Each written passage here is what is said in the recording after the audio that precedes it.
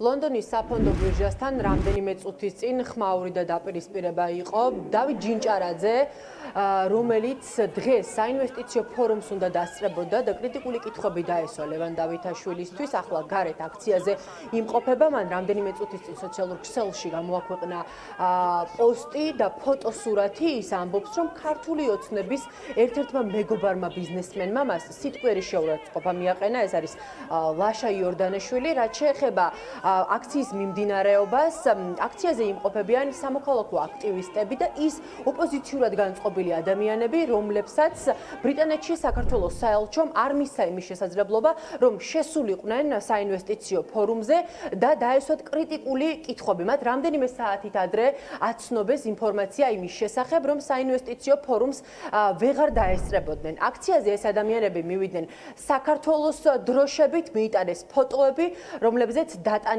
არის იმ აქციის მონაწილეების უმძიმესი დაზიანებები, რომლებსაც გომოლაურის უწყების წარმომადგენლები რამდენიმე დღის განმავლობაში აყენებდნენ აქციის მშვიდობიან მონაწილეებს.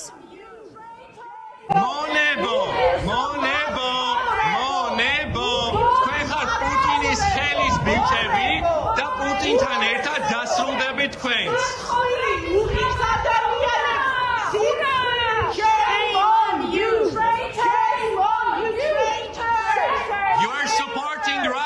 You are supporting Russian regime in Georgia. Everyone who invests in Russian regime will be sanctioned by the US and the UK governments.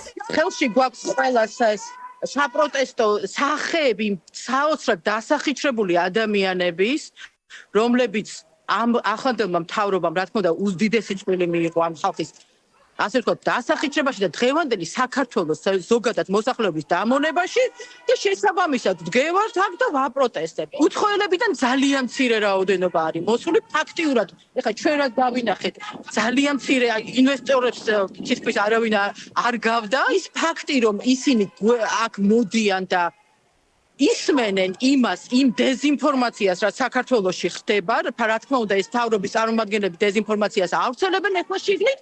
ეს არის სამარცხვინო. მოვლენების ერთ-ერთი მთავარი ეპიცენტრი ამ წუთებში ლონდონის საფონდო ბირჟა საინვესტიციო ფორუმზე. ქართული ოცნების ლიდერები ამ წუთებში სავარაუდოდ სიტყვით გამოდიან. ეს ფორუმი დახურულია და ამიტომ არ გვეძლევა ფორუმის გაშუქების შესაძლებლობა. გარე პერიმეტრზე კი საპროტესტო აქცია მიმდინარეობს.